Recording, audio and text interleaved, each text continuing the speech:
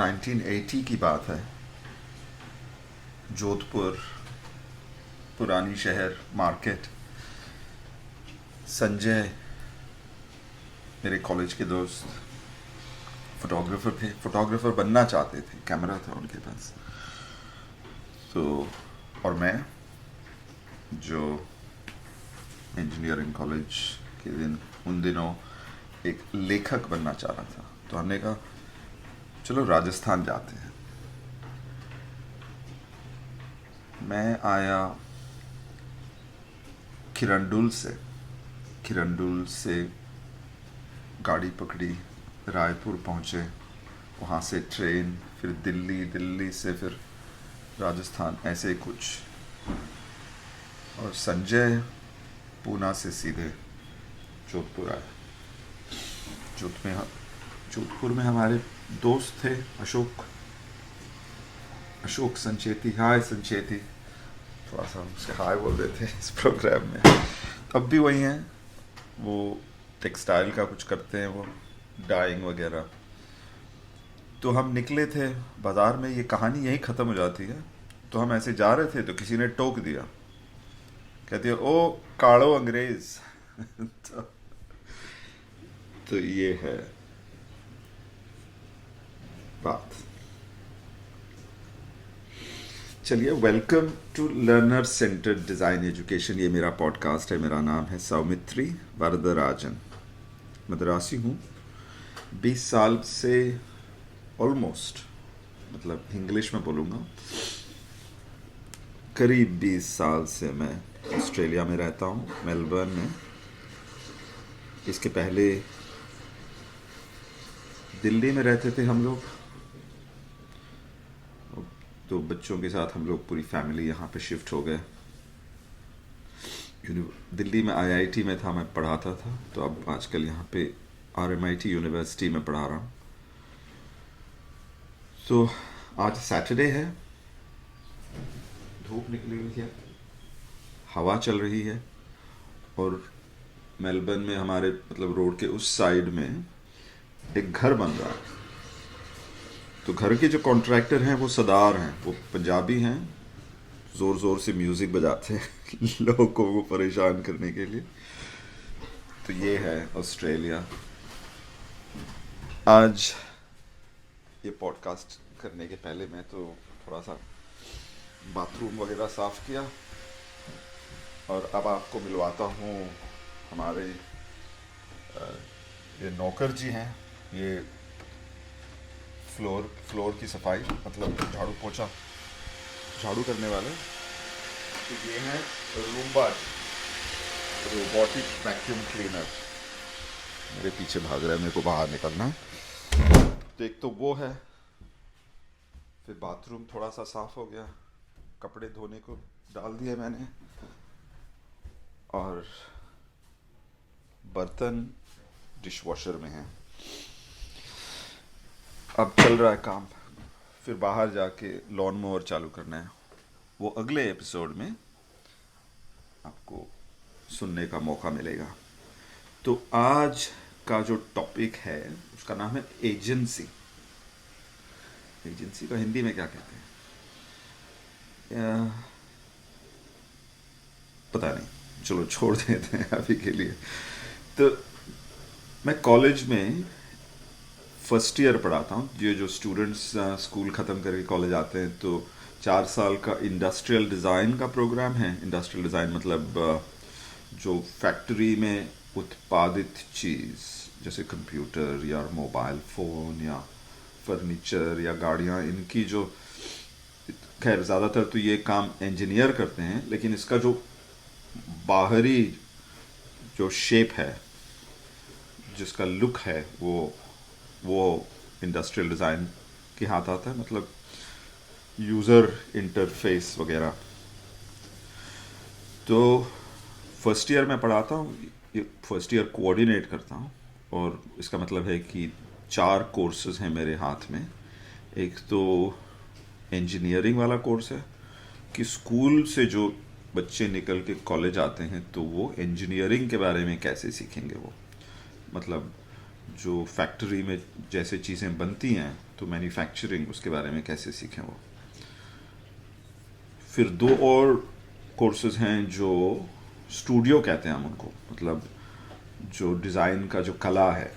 तो मौका दिया जाता है स्टूडेंट को कि भैया अभी आप को हम एक चैलेंज देते हैं, वो चैलेंज का आप हल निकालो, लेकिन वो हल जो निकालोगे वो एक प्रोडक्ट या कोई चीज़, कोई वस्तु बननी चाहिए। जैसे हम अभी एक जो चैलेंज देते हैं वो ये है कि ट्रेन कैसे साफ करोगे, how do you clean a train. बस ये चैलेंज है, इससे आगे हम कुछ नहीं बताएंगे आपको। आपने ग्रुप में काम करना है, 2 हफ्ते देंगे हम आपको, और 2 हफ्ते के बाद आपने अपनी आइडिया हमको बतानी है। और वो आइडिया आप एक छोटा सा 1 मिनट का फिल्म बना के हमको दिखाएंगे आप। तो ज़्यादातर आपने ये नहीं कहना है कि ये इसलिए किया, ये इसलिए किया, आप सिर्फ आइडिया बताएंगे आप। तो ये जो चैलेंज है, मतलब आप पूरे विश्व में देखें तो बहुत सारे ट्रेन्स हैं। अब ऐसे कोई तरकीब आप निकालो और फिर वो चीज़ बनाने लगो तो काफ़ी सक्सेस हो जाएगा, आप कंपनी शुरू कर सकते हो। तो ये मतलब इसको स्टूडियो में ऐसे सीखते हैं। फिर एक कोर्स है जो ड्राइंग है। अगर आपको डिज़ाइनर बनना है तो आपने ड्राइंग सीखना, मतलब चित्र बनाना, जैसे ड्राइंग सीखनी होगी। तो उसमें भी हम कहते हैं कि आपको 2 हफ्ते दिए जाते हैं, आप उसमें कुछ जो भी आप कर सकते हो करके दिखाओ। तो उसका टॉपिक का नाम है किचन और बाथरूम। तो किचन में जो भी वस्तु है उसकी आप ड्राइंग बना दो। किचन में आपको केचप की बोतल है तो वो बोतल बना दीजिए। किचन में आपको कोई चिमटा विमटा मिला, ग्लास मिला, तो सब कुछ, तो आपको खोल टमाटर, आलू, सब कुछ आप स्केच कर सकते हैं। तो इसका ये है कि इसमें आपको आइडिया आता है कि ये हम स्ट्रेंथ बेस्ड लर्निंग कहते हैं, कि पहले आप दिखाओ हमको कि आप क्या कर सकते हो, और फिर हम देख सकते हैं या आपसे बात कर सकते हैं कि आपको अभी आगे और क्या काम करना होगा, ताकि आप अपनी शक्ति को और ज़्यादा मजबूत कर सको। मतलब ड्राइंग आपकी और ज़्यादा मजबूत हो सकती है। इसमें यह है कि आगे चल के आप फर्स्ट ईयर ख़त्म करके 3 और साल आप इसी प्रोग्राम में रहोगे। ग्रेजुएशन तो आप 4 साल बाद करोगे, तो आपको और मतलब टाइम मिलेगा, ताकि ये जो फर्स्ट ईयर का जो प्रोग्राम है, हम आप सिर्फ तैयार हो जाना ताकि आप सेकेंड ईयर में जा सको। और फिर आप जो है जो जो चीज़ें आप सीख रहे हो उनको आप दोबारा दोहराते रहो और अच्छे बन जाओ उसमें। जो चौथा जो कोर्स है जिसको मैंने अभी छोड़ दिया था, वो जो मैन्युफैक्चरिंग जो सीखने आते हैं, तो या तो हम सामने खड़े रहें, मतलब ऐसे करते थे पहले, जिसको हमने चेंज कर दिया। तो मान लीजिए आप 2 तरीके हैं, किसी को कोई चीज़ बढ़ानी हो तो 2 तरीके हैं। आप उनको मैन्युफैक्चरिंग, फैक्ट्री में चीज़ें लोहे से कैसे बन सकती हैं, फैक्ट्री में कारखाने में क्या क्या चीज़ें होती हैं, किस किस्म की मशीनें होती हैं, तो इसकी जानकारी आपको कैसे मिलेगी। या तो कोई टीचर सामने चले जाए और पावर पॉइंट पे स्लाइड्स दिखा दे, या तो लिख के, या तो आपको किताब दे दे कि भैया ये किताब से आप जानकारी ले लो। तो जब मैंने जब इंजीनियरिंग की तो वैसे ही था, वो लोग टेक्स्ट बुक देते थे और वो लेक्चर देते थे, फिर हम उसको सीखते थे। लेकिन वो ज़माना कुछ और था। वो ज़माना था कि आपके दिमाग के अंदर जो भी नॉलेज है, वो नॉलेज को बढ़ाने के लिए आप कॉलेज जाते हैं। हमारी सोच आजकल कुछ और है। नॉलेज तो इंटरनेट में है, तो आपको नॉलेज उतना ज़्यादा दिमाग में रखने की ज़रूरत नहीं। जैसे कि आपके घर में काफ़ी सारे आपके मतलब 5, 10, 15 कुर्ता वगैरह हैं, और जब चाहिए जो वो निकाल लिया, वो पहन लिया। ये थोड़ी ना है कि हम एक बड़ा सा सूटकेस लेके हमेशा फिरते रहेंगे सब कुछ ले जाके। तो ये उदाहरण, ये एग्जाम्पल कुछ ऐसे रह गया, but you get my idea. So ये जो, अगर आप समझें कि नॉलेज आपके हाथ में है, आपके मोबाइल फ़ोन में है, मतलब आपके हाथ में, मतलब वो दिमाग में रखने की ज़रूरत नहीं, हाथ में रख लो और जब भी चाहिए बोलो। किसी ने कुछ सवाल पूछ लिया तो आपने कह दिया हाँ मुझे 2 मिनट दीजिए, मैं अभी आपको उसका आंसर दे दूंगा, तो आप फिर जाके रिसर्च कर लो अपना जो है। तो अगर ये है आपका सोच, तो फर्स्ट मेथड है कि टीचर के पास नॉलेज है, वो टीचर स्टूडेंट को नॉलेज देता है, या किताब में नॉलेज है आप उसमें से निकाल लीजिए।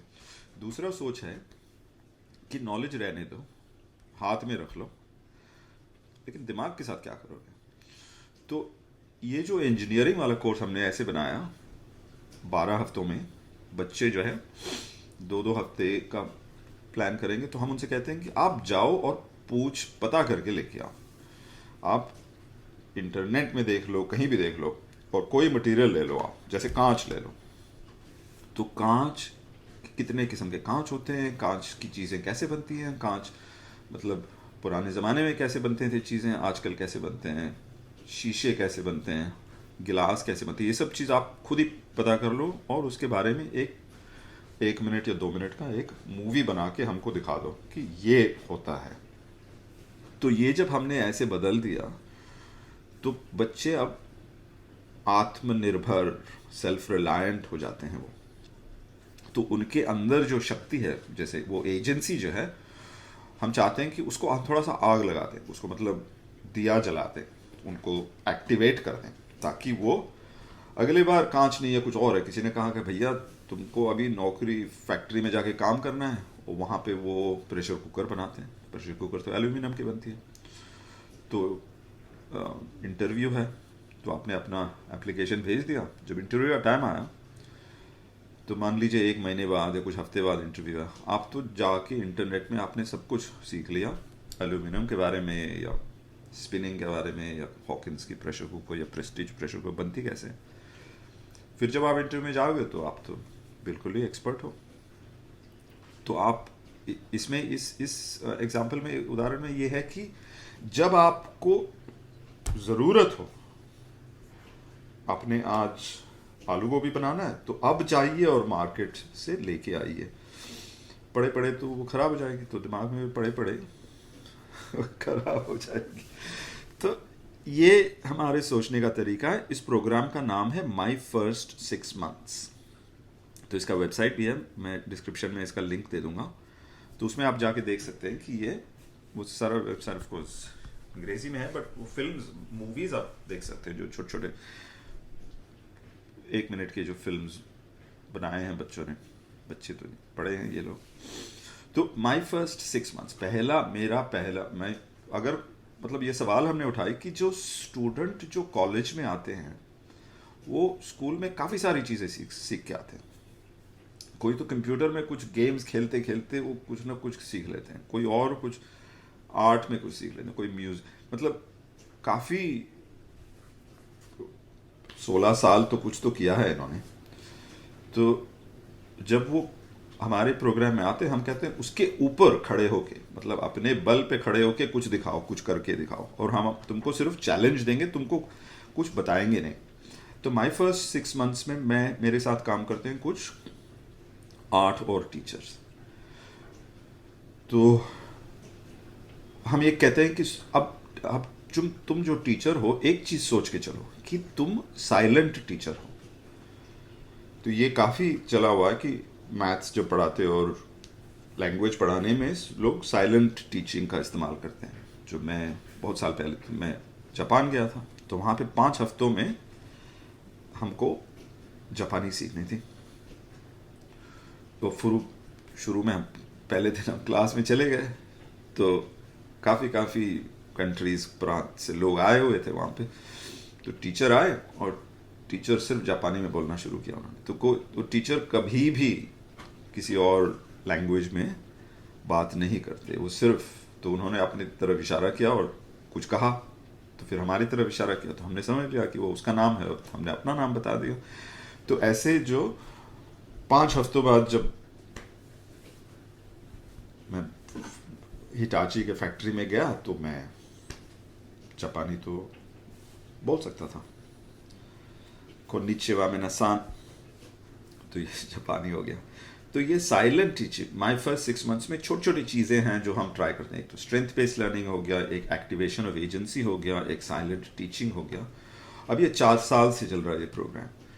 तो हमारा ये गोल है या हमारा ये लक्ष्य है, ऑब्जेक्टिव है कि ये स्टूडेंट्स को इतना कॉन्फिडेंस दे दें कि ये चिल्लाएं, मतलब ये चूहे नहीं रहा, ये शेर बन रहा है। तो ये है एक कहानी। तो इसका यहां पे तो हम कर रहे हैं, ये अलग अलग जगह ऑस्ट्रेलिया में अगर जाओगे आप तो देखोगे कि ये स्ट्रेंथ बेस्ड लर्निंग इस्तेमाल होती है। तो यहाँ पे काफ़ी लोग अफ्रीका से या जहाँ पे लड़ाई वगैरह हो रही है तो रिफ्यूजीज़ बन के यहाँ पे आते हैं। बर्मा में जो रोहिंग्या के साथ हुआ तो वहाँ से लोग आए, तो काफ़ी लोग कंबोडिया वियतनाम से भी लोग आते हैं यहाँ पे। तो ये जो दूसरे जगह से आते हैं ये तो अंग्रेज़ी नहीं बोलते, ऑस्ट्रेलिया में ज़्यादातर अंग्रेज़ी ही चलता है, कुछ और नहीं चलता। तो ये कैसे सीखेंगे? तो ये एक सोच है कि ये तो 2-3 भाषा तो पहले से ही बोलते हैं, तो उसके ऊपर थोड़ा सा और अंग्रेज़ी अगर उन्होंने सीखनी हो तो वो अपनी एजेंसी या अपने शक्ति के ऊपर कैसे वो सीखें। तो ये काफ़ी कॉमन है जो आइडिया है स्ट्रेंथ बेस्ड लर्निंग। हम कुछ इतना खास कुछ नहीं कर रहे, थोड़ी खासियत है लेकिन वैसे कॉमन है। अब मान लीजिए एक जो किस्सा है, तो 2009 में मैं कुछ काम कर रहा था और असम गया मैं। तो ये काम था कि जो औरतें गर्भवती औरतें होती हैं जो लेबर या डिलीवरी के टाइम कुछ हादसा हो जाता है और वो मर जाती हैं, या तो ये प्रोजेक्ट था मेरा कि इसके बारे में क्या किया जाए। तो ये चैलेंज है, ये समस्या है कि कुछ आप सॉल्यूशन निकालिए। तो इसके लिए आपने जाके दूर दूर ऐसे जगह जाने हैं जहाँ पे लोग रहते हैं, जहाँ पे ये किस्सा ज़्यादा होता है। तो संथाल भूटान के बॉर्डर में, आसाम के उस तरफ ऐसे लोग हैं जहाँ पे मैं गया था। तो अगर आप शहर से दूर चले जाओ तो आप देखोगे कि कुछ लोग वहाँ रह जाते हैं, कुछ लोग वो गांव वगैरह छोड़ के शहर में नौकरी के लिए आ जाते हैं, लेकिन कुछ लोग आ नहीं पाते, जैसे कि औरतें हैं। तो एक ये भी सोच है कि जो औरतें होती हैं, वो दादी माँ जो होती है वो तो गांव में ही रह जाते हैं, और लोग जब शहर चले जाते हैं काम करने के लिए तो अपने बच्चों को छोड़ जाते हैं वहाँ पे। तो ये दादी माँ को आप अगर कुछ पढ़ाना हो तो उसके आप कुछ तौर तरीके निकाल सकते हो। लेकिन उसी किस्म से अगर आप उन बच्चों के बारे में सोचो, this is the story of left behind people who are left behind, जो छूट गए हैं वहाँ पे दूर दूर जगह पे, जो शहर नहीं आ पाते, जो वहाँ पे रह गए हैं। तो वो जो बच्चे हैं उनके बारे में कैसे सोचा जाए। तो अगर स्ट्रेंथ बेस्ड लर्निंग वहाँ पे ले आए हम, तो क्या माय फर्स्ट 6 मंथ्स की जो सोच है ये इन बच्चों की परवरिश, इन बच्चों की एजुकेशन में क्या ये इस्तेमाल हो सकती है? तो या तो आप कह दो नहीं, बिल्कुल नहीं, ये तो कुछ ऑस्ट्रेलिया में आप करते हो, ये स्ट्रेंथ बेस्ड लर्निंग यहाँ पे नहीं चलेगा। जो यहाँ पे मतलब जो नॉर्मल जैसे टीचर बोलेंगे वो सीखेंगे, तो उस किस्म से चलेंगे। ठीक है, वो तो ठीक है। लेकिन अगर समझो आपकी, चलो स्ट्रेंथ बेस्ड लर्निंग या माय फर्स्ट 6 मंथ्स की जो सोच है कि बच्चे के बारे में सोचें कि उनको आगे कैसे बढ़ाएं, तो टीचिंग वगैरह तो नहीं करेंगे हम, और उनको चैलेंज देंगे, उनकी एजेंसी के पे ध्यान देंगे, उनके स्ट्रेंथ्स पे ध्यान देंगे। हमको पता करना है कि भैया ये जानते क्या है, और उसके ऊपर मतलब इनको कैसे सपोर्ट किया जाए। मतलब इनके सामने नहीं खड़े होते हम, जैसे यहाँ पे कहते हैं कि do not stand in front of them but stand behind them. आप उनके कोच बन गए, आप उनके पीछे खड़े रहो। जैसे हिलरी जी जो माउंट एवरेस्ट चढ़ गए थे, उनके साथ थे तेंजिंग शेरपा, तो टेंजिंग बन जाओ। मतलब जैसे मैं ये कहता हूँ कि आप उनके बच्चों के सामने मत खड़े रहो, आप टीचर नहीं बनो, उनके कोच बन जाओ, उनके उनकी मदद करने वाले, उनके पीछे खड़े होकर उनको धक्का देने वाले बन जाओ। सो अगर माई फर्स्ट 6 months को सोचा जाए इन बच्चों के बारे में, 6 महीने तो छोड़ दो, मतलब क्या यही प्रोग्राम ट्राई की जा सकती है मेरे पहले 5 हफ्ते या मेरे पहले 5 सप्ताह, मान लीजिए आप चले कि 5 हफ्तों में अगर आपको कहा जाए कि आप ऐसा कुछ प्रोग्राम बनाइए ताकि जो शुरू 5 weeks हैं ये बच्चे मतलब एक्टिवेट हो सकें। तो इसमें यह है कि मैं जब छोटा सा था तो मेरे माँ बाप माइनिंग में काम करते थे। तो ये तो उस ज़माने में बिहार और मध्य प्रदेश कहते थे, आजकल झारखंड और छत्तीसगढ़ कहते हैं। तो ये जो माइंस थे यहाँ पे, शुरू में तो हम वहाँ के स्कूल जाते थे, फिर हमको हॉस्टल में डाल दिया। उन्होंने कह दिया कि हम तो कहीं और जा रहे हैं उस माइंड में, तो आप जो स्कूल में हो वहीं पे आप बोर्डिंग में, हॉस्टल में रहो। तो हॉस्टल में जब आप छोटे हो तो घर छोड़ के उधर जाना थोड़ा मुश्किल रहता है। तो पहला मतलब हम ये चाहते थे कि हम भाग जाए, वापस घर जाए, चले जाए। तो खैर ये जो इस पे अगर फोकस किया जाए कि अगर आपको हॉस्टल जाना है तो उसमें जो आपका जो रात को आप उठ जाते थे तो रोना आता था कि मेरे को घर जाना है, माँ बाप के पास जाना है, तो जो फ्रेंड्स हैं वो आपकी मदद करते हैं। तो हॉस्टल में 2 किस्म के लोग, मतलब जब आप हॉस्टल में रहते हो तो स्कूल में 2 किस्म के लोग होते हैं। एक तो वो दिन के टाइम आपके टीचर होते हैं और वो कुछ और, मतलब उनकी दुनिया कुछ और ही है। लेकिन उसके बाहर खेल वगैरह में आपके जो फ्रेंड्स होते हैं आपके वो मदद में आते हैं। लेकिन कभी कभी ऐसे होता है कि वो फ्रेंड्स बनना थोड़ा सा मुश्किल हो जाता है। तो ये क्यों ना इसको भी इस पहले 5 हफ्ते वाले प्रोग्राम में ये चीज़ सोशलाइजेशन, तो हम माय फर्स्ट 6 months में हमेशा ये कहते हैं कि जैसे ही स्टूडेंट अंदर आए हम उनसे ये चीज़ कराते हैं कि आप सबसे बात कीजिए। और ये हम उसको स्पीड डेटिंग कहते हैं कि हर बच्चा जो है, हर स्टूडेंट जो है, अगर हमने बांट दिया उनको कि भैया इस ग्रुप में 20 लोग होंगे, तो आपने हर स्टूडेंट ने 19 स्टूडेंट्स के साथ बात करनी है और उनको सब कुछ बताना है या कुछ बताना है अपने बारे में। और ये हर 3 हफ्ते ये वापस एक स्पीड डेटिंग करेंगे कि पिछले 3 हफ्ते कैसे थे, तो क्या क्या आपको लग रहा है, किसके साथ आप काम करना चाहते हो। तो हम ये भी कहते हैं कि कोई अकेला काम कर नहीं सकता। मतलब आप कॉलेज भले आए हो लेकिन आपने सिर्फ ग्रुप में काम करनी है, सिर्फ टीम में काम करना है। तो उसमें ये हमने देखा है कि वो रिस्क लेते हैं या वो डरते नहीं। वो जैसे आप सोचो कि हमने कुछ आइडिया निकालनी है ट्रेन साफ करने के लिए, ठीक है, लेकिन सही आइडिया क्या है, और जब अकेले हो जाते हैं तो वहाँ पे फंस जाते हैं और 2-3 दिन ऐसे निकल जाते हैं कि वो फंसे हुए हैं कि यार डर लग रहा है इस आइडिया से, या एंग्जाइटी हो रही है या कुछ हो रहा है। लेकिन अगर 3 लोग हों तो मजाक मजाक में आइडिया निकाल लेते हैं। वो कहते हैं यार चल बना ही देते हैं, क्या ज़्यादा से ज़्यादा क्या होने वाला है। तो इसको जो सपोर्ट करने के लिए हम ये कहते हैं कि जब आप आइडिया दिखाओगे 2 हफ्ते बाद, तो टीचर आपको कुछ नहीं बोलेंगे।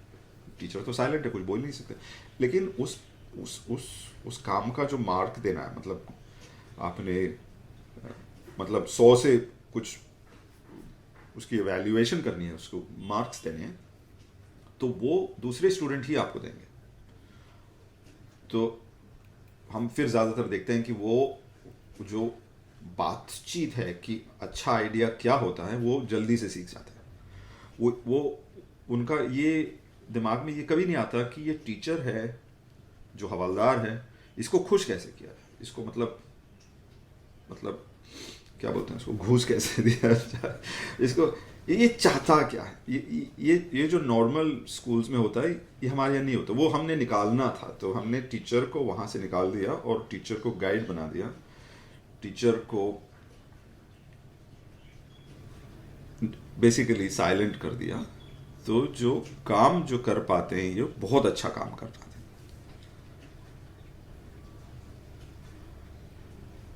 तो हमारी सोच ये है कि हम स्टूडेंट को मौका कैसे दे सकते हैं कि वो अपने आप को चैलेंज कर लें। मतलब अगर वो कॉलेज में अपने आप को चैलेंज कर पाएं तो एक लाइफ स्किल उनके पास आ जाती है।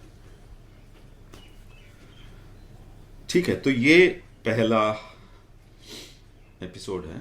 आगे चल के कुछ और भी होंगे एपिसोड। मेरा हिंदी तो चल गया, काम आ गया। काफ़ी डर रहा था मैं रात को कि ये कैसे होने वाला है। तो एक स्ट्रैटेजी मेरा था कि ये इंग्लिश में करूँगा, मतलब I will speak first in English, फिर उसी सेंटेंस को हिंदी में फिर से दोहराऊंगा। जैसे पहले मैं अंग्रेजी में बात करूँगा, फिर आई विल ट्रांसलेट दैट। पिछले कुछ हफ्तों में मैं काफ़ी सारे इसको डिटेलिंग आउट कर रहा हूँ, इस आइडिया को, और कुछ लोगों के साथ बात भी कर रहा हूँ, और इंग्लिश में लिखता हूँ, फिर उसको मैं गूगल ट्रांसलेट से ट्रांसलेट करा रहा हूँ। तो इतने मतलब गलतियाँ हो रही हैं कि जो लोग देख रहे हैं वो बहुत हंस रहे हैं। तो इस बार मतलब शायद मंडे तक मैं एक और ट्राई करूँगा कि ये जो डॉक्यूमेंट्स हैं ये थोड़े अच्छे हो जाएं। चलिए,